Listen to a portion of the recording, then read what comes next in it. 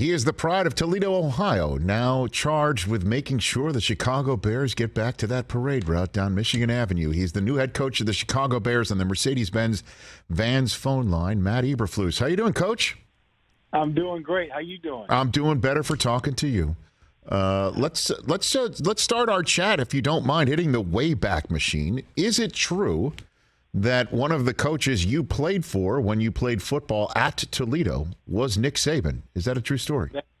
That is a true statement. There's no doubt about it. In 1990, his first year as a head football coach, he was coming from the NFL Houston Oilers. He was the defensive backs coach, got the job at Toledo, and we won the MAC championship way back in 1990 in 1 year. So you saw firsthand his ability to move men and move them in the right way, correct? We had so many guys on that team that were either talking about quitting during the winter conditioning or they did quit. So, and then we had 16 stations in winter conditioning, and man, they were brutal. I had terrible shin splints, couldn't walk downstairs.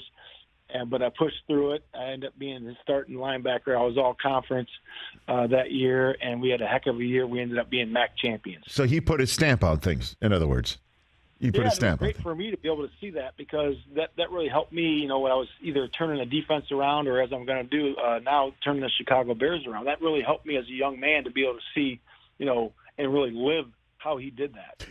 That was impressive by him. So are there any Saban-isms at all? You had a handful of coaches there while you were at Toledo, but Saban is, one of the things I learned from him is that it's always the next play, so you focus your attention on one thing and then you move to the next play and then do it that way. That's how you play a football game, and that's what he really instilled in me as a player.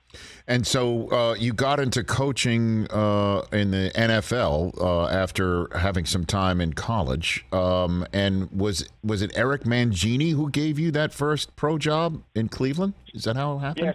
Yes, exactly. So Eric Mangini was calling around, and Rob Ryan was the defensive coordinator. And what they did, they interviewed a bunch of college defensive coordinators. Luke Fickell was one of them, and myself was another, and several other guys. But I ended up getting the job, and that's how I got into the NFL, I think 13 years ago now, I believe. So, but yeah, it was Eric and Rob. And Rob was the guy who wound up bringing you to Dallas as well. Is that the connection to the Cowboys? Correct, yeah. I followed him to Dallas, and then he got let go from there, and then I ended up staying on with Monty Kiffin originally, and then Rod Marinelli was the guy that took over the defense there. I think it was in 2014 in Dallas. I spent 7 years with the Cowboys and the Jones family. Man, I mean, Monty Kiffin, Marinelli, Nick Saban, those are some serious names that you were watching and, I guess, soaking up, right, Coach, that entire time? You learn a lot from each guy, and you kind of form your own philosophies as you go through that. And all those guys are really good coaches, and they've all done really well at the profession. And to me, it's what forms your philosophies and what forms your strategies of how to get things done through observation and working with those guys and see how they do it. And that was a good experience for me. And, of course, there's really no prepping you for your first coordinator job that you get through a guy who agrees to be a head coach somewhere and then decides not. And that's how you got the gig at the Colts. Correct, Coach Eberflus? That's how that happened with Josh McDaniels? Yes, that was correct. So going into the Super Bowl, we accepted the job to go to Indianapolis. And then on Tuesday after the Super Bowl, he decided not to take the job. And I'm sitting there with Chris Ballard. And so we just basically said he came into me right afterward. We found out that he wasn't taking the job. He says, "You still got a job. You're good to go." And about 10 days later, might have been a little bit less than that, they hired Frank Reich, and him and I hit it off from the beginning. Our philosophies are in the same, are lined up, and he's just a great man. I cannot say enough about Frank Reich and Chris Ballard. Those guys are just unbelievable. and they were very supportive, let me do my job at Indianapolis, and I certainly cherish that time there, and I thank those guys for that. So you take the job, you leave Dallas to take the job in Indianapolis to work on the staff of somebody who then says, I'm not coming. Chris Ballard says, you're still staying, and then you work with a guy on a staff with a guy you'd never met, right? You have never met Frank Reich before? No. Either way? Never met him. Damn. I mean, how do you handle a situation like that? How does that happen? Well, I just think be yourself. Yeah, you be yourself. And Frank saw what kind of person I was and how I coached, and he was like, man, I really like the way this looks and the way it feels. And we had some good defenses. We were in the top 10 every year in defense at the Colts, and sometimes a lot higher than that. But I thought that he liked the product on the field, and also we work well together, just man to man. With our personalities and philosophies are right in line. So it was a real easy transition for us. So what would you say your philosophy is, that now that we've walked everybody through your history to get to the spot where you're at? I mean, what a job to have, head coach of the Chicago Bears. That's quite a bold, bright letter, a line on a resume. What did you tell the Bears, the McCaskey family, and everybody else there, Ryan Poles as well, that your philosophy is that you can let the fans know, Coach? Yeah, I would say this is that look at the tape, watch the tape, and see how we played as a defensive unit, and that's my philosophy. And what you'll see on tape is you'll see guys that play extremely hard. They're very intense. They know how to take the ball away, and obviously we're going to have to take care of the ball as well on offense. But we're going to play hard. We're going to be very intense. And we're going to take care of the football, take the ball away, and we're going to be smart. I'm going to drill these guys in situations to make sure they understand the critical points in the game that win football games. Albeit 2-minute red zone into the game, 4-minute, all the situations, and we're going through that right now. And then really, it's more about my coaching philosophy. I believe in this. I believe in the coach and player relationship. I think that's very important to get the best out of the player. You have to have that.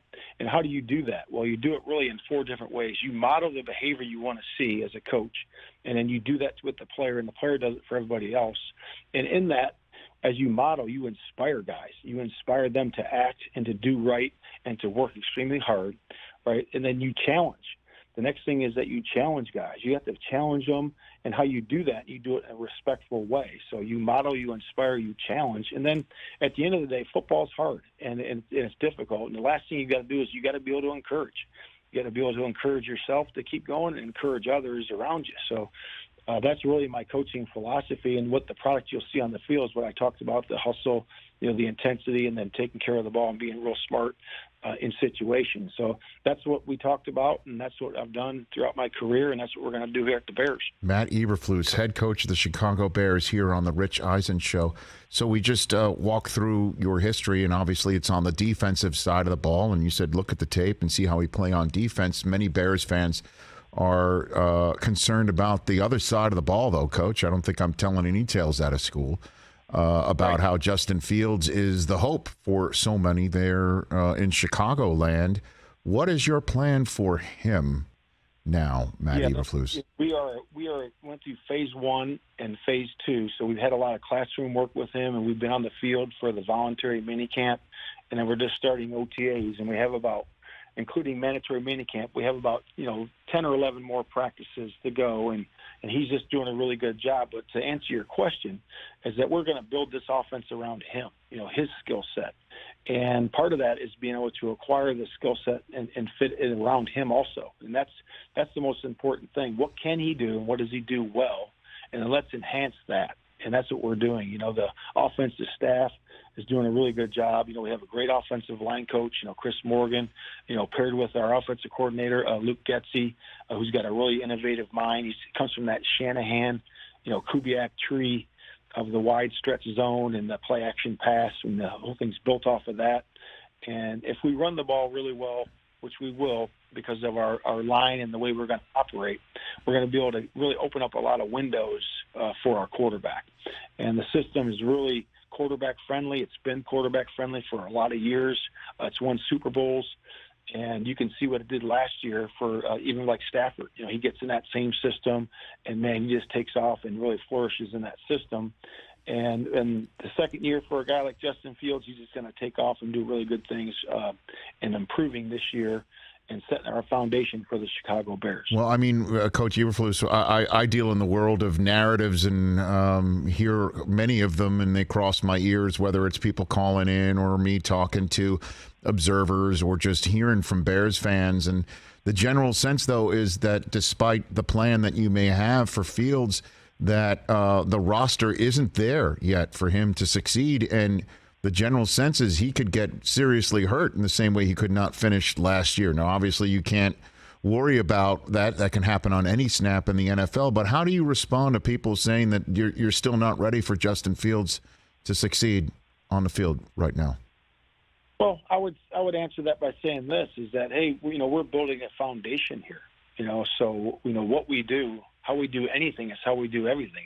So it's important that we build a foundation of what we want to be in the future, and the future is, I know the future is now in the NFL. I understand that. But we're in the process of building that. And that is player acquisition, with Ryan Poles and myself. And it's also scheme, how do we do a good job of protecting him, through the play passes, through the quick passing, through the screen game. How do we do that? And that's going to be very important for us to do that as we go. So, again, we want to build a team that plays extremely hard. And that's one of the foundational pieces, and it's not going to be built overnight. Now we're going to be, pretty good as we get started, but we'll keep improving every single week. And so, how did you find Justin Fields when he arrived? Obviously, you've been around many a quarterback at many different stages of career. How did you find him in terms of his development when you first met him, Coach? Yeah, I just think he's really grown leaps and bounds in the last few months. I can tell you that. I mean, his footwork is really improved. The timing of the passing game is really improved. His decision making is improving as we speak, and they're just doing a great job. We are as a whole staff of really working on the details of that. And I think that he was like a big sponge, just soaking everything in. And he is a fast learner. The guy is super smart, able to understand the width and depth of the offense. And we are going through it the second time now. So we've already put it in once, and now this is the second time through OTAs. And he is just doing a bang-up job with it, taking command of the offense now. And we'll see how it goes. And it's going to keep going really well through mandatory minicamp and then into the summer. But he's doing a really good job. We're pleased, really pleased with where he is. And you've definitely saw firsthand with your time at the Colts, to say the least, and obviously with Dallas, that if you've got a bell cow running back, you put the bell on him. Is David Montgomery that guy for you, Coach? Yeah, I think that it's David Montgomery, and it's also guys that we're bringing in. There's some other guys in the mix there, but I know this, that David Montgomery's got the skill set to get it done for sure. And the wide zone scheme, you've had of the Denver Broncos and all the teams in the past that have run this scheme.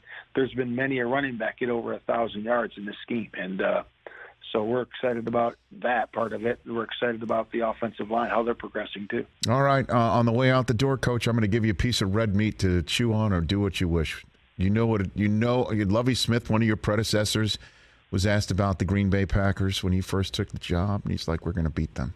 He just flat out said that. I don't know if you're aware, while you were in Indianapolis, Aaron Rodgers let the fans in Soldier Field know who really owns the Bears. I don't know if you heard that line. Did you hear that line from Aaron Rodgers at all, Coach Eberflus?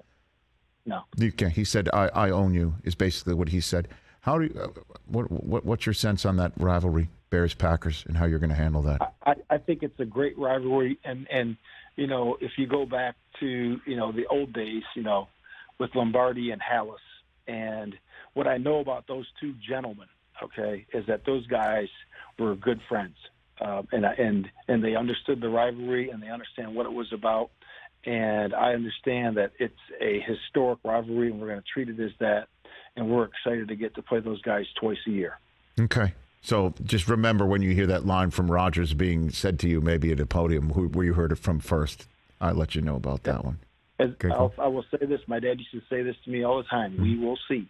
We will see. Fantastic. Coach, thanks for the call. Really appreciate it. Best of luck. It was good to run into you at the Combine, and let's do this again soon.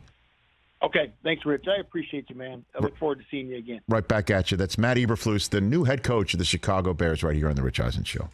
Hey, you watched all the way to the end. Thanks for that. Watch more right here.